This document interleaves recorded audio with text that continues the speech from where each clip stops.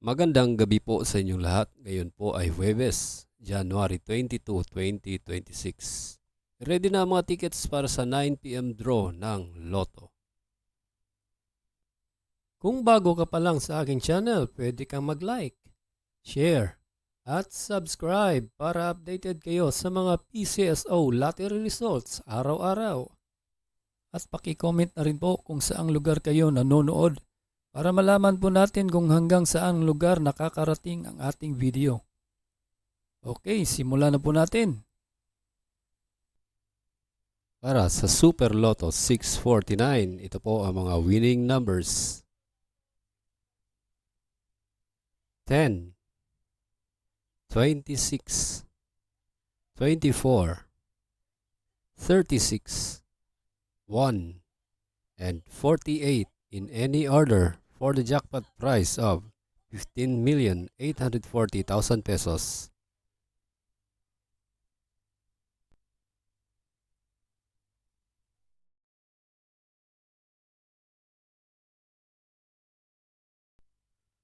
Para sa Lotto 642, ito po ang mga winning numbers. 18, 24, 27, 39, 40, and 21 in any order for the jackpot prize of 18,289,720 pesos and 80 centavos.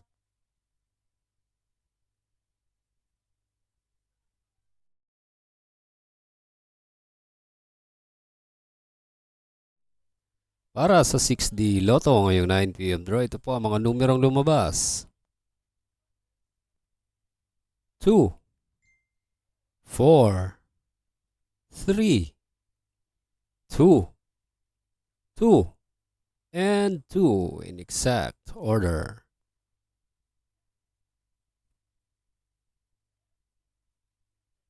Para sa 3D Lotto ngayong 9 p.m. draw, ito po ang mga numerong lumabas.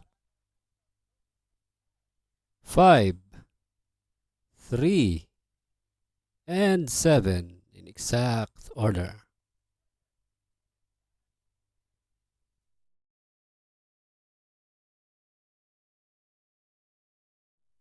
At para sa 2D Lotto ngayong 9 p.m. draw, here are the winning numbers. 28 and 29 in exact order.